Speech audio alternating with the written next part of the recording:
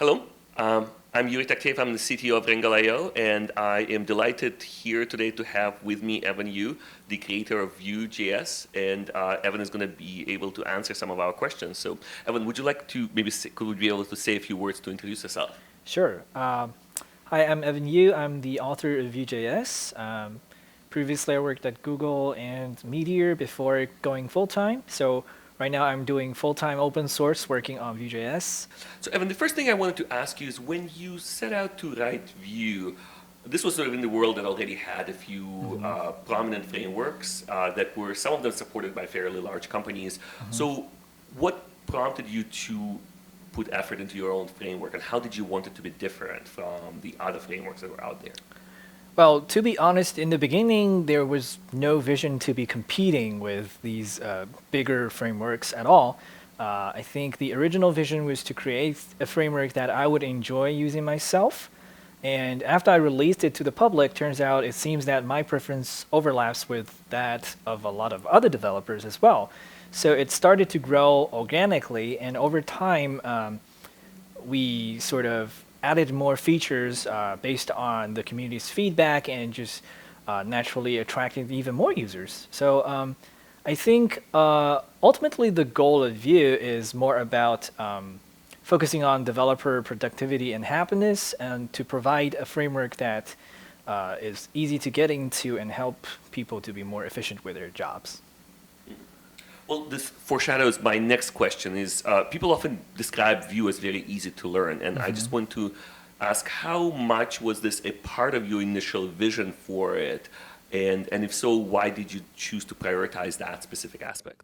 Being easy to use, easy to learn is one of the biggest priorities when I was started designing Vue.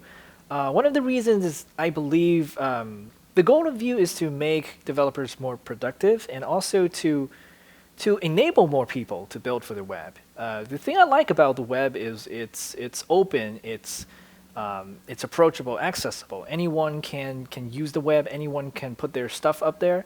And I like that, and I want to help lower the barrier for people to build their own app on the web and to contribute to the open web. And I think that's one of the biggest reasons for making it accessible. And do you see any risk in this perception of Vue as being very easy, perhaps creating an impression that it's not for serious use, it's for novice, for junior developers, and maybe kind of. I've heard that argument before, but similar to the argument of like simple versus easy, I've always held the view that just because something is easy doesn't mean it cannot scale up. It doesn't mean it cannot be simple at the same time. It really, like, you might think it's hard, but hard doesn't mean it's impossible. So for me, I just set out to make sure Vue is easy, but at the same time we make the trade-offs, we make the decisions, and try to make it possible to build large-scale applications with Vue at the same time. And I think that in part is thanks to the idea of a progressive framework, in that we build little pieces that can be layered together. So if you only use the base layer, then it's extremely simple, and you only opt into more complex, more advanced stuff when you really need to deal with the corresponding complexity as your app scales. Can you give us some insight into how does the Vue community work? Well, I think community is a pretty broad concept, and I think in the broadest sense, the Vue community is just like any other open source community. You have users all over the world, and a lot of them are active on the forums, a lot of them are active in the chat rooms, a lot of them are active on the Twitter as well, and we have a lot of developers in the community who are spreading. I would call them influencers, and they're spreading knowledge, sharing knowledge with people. We have people curating newsletters. We have people like Sarah, who writes great articles about Vue. We have people like the core team members. They work on the different parts of the Vue libraries and ecosystem. And all the community members who publish their own libraries to share it with other Vue users. So I think this is all really active, but I can probably talk a bit more about the core team structure. So the core team is a loosely structured organization, and all of them are volunteers. I'm the only person that's working full time on it, but the core team members are typically take on a quite specific piece of the ecosystem. For example, Chris works mostly on the documentation.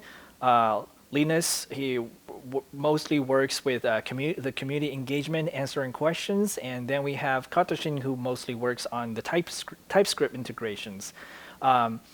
And Guillaume, he worked on the dev tools and helped us with the new CLI work.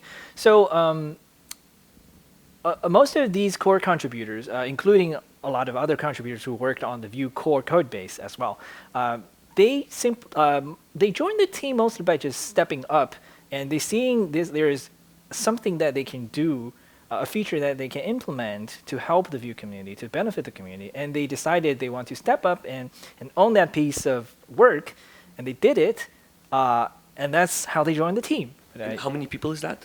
We have around 20 people in our team Slack, I think. Some of the members would be active on and off, but because we don't have like really strict rules on what you really have to do or not, so it's really, once you've earned your place, you're just on the team. How do you see the dynamics of kind of community-driven frameworks versus corporate-sponsored frameworks sort of unfolding over the next few years? I think that's an interesting thing, and honestly, I don't know, because really, like, I think Vue is interesting since I haven't found too much to sort of reference from, but I think on the larger scale, you can see community projects like Laravel is doing really well, and it's also largely independent.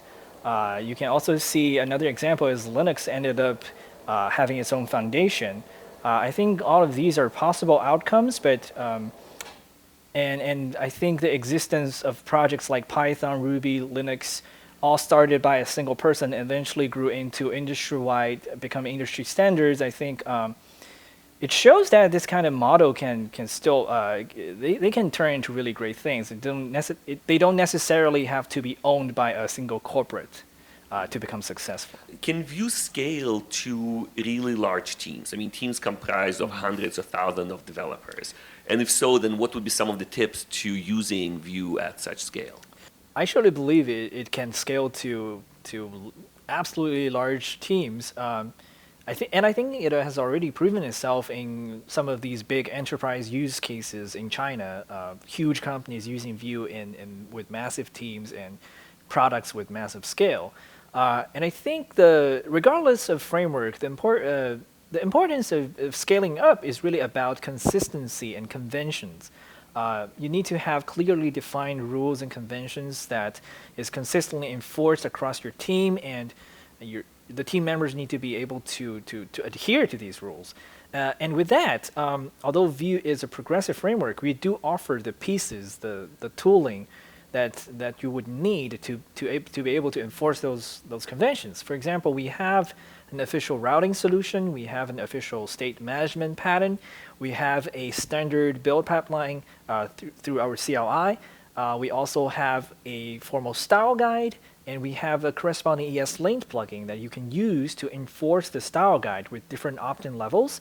So I think all of these tools, once you decide that you actually need them and you enforce them across your team, they will naturally help your team to form a really consistent coding style and structure across all the projects, and that really helps when you're scaling up.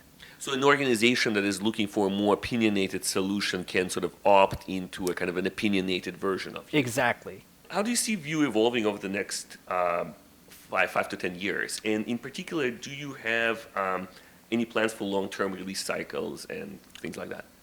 So I think in the short term, we're trying to make Vue stable, but overall, for the long run, as I said, our vision is to make sure Vue is a framework that makes web developers productive and more efficient and make it more accessible for people to build things. That means we also want to make sure we stay relevant and leverage all these new things coming up in the future years. we're always keeping an eye on these emerging new standards, language features, platform features, and thinking about how we can incorporate them or take advantage of them to make Vue better. So that's something we will focus on in 5 to 10 year time scale. And hopefully in 5 years, IE will be finally out of the picture, and then we can, by that time, we'll be able to fully migrate Vue to take advantage of all the latest ES 2015 plus features that will greatly simplify the code base and make the API more pleasant to use and help with performance. So we're looking forward to that. And the other part of it is organizational-wise, we hope to set up a more formal governance model. Specifically, we are already starting to think about a formalized RFC process for people to suggest new features into Vue. We're also thinking about a more structured release cycle, more predictable release cycles, safer upgrade paths, and also Is that likely to include long-term support? likely, yes. So we are currently evaluating different release channel and different models, release channels, and all that. So we're looking into the way Node.js does their releases, and another great reference is how Ember manages their releases. So we're currently like researching that part and trying to come up with something that we would feel fit well with what we currently are able to manage.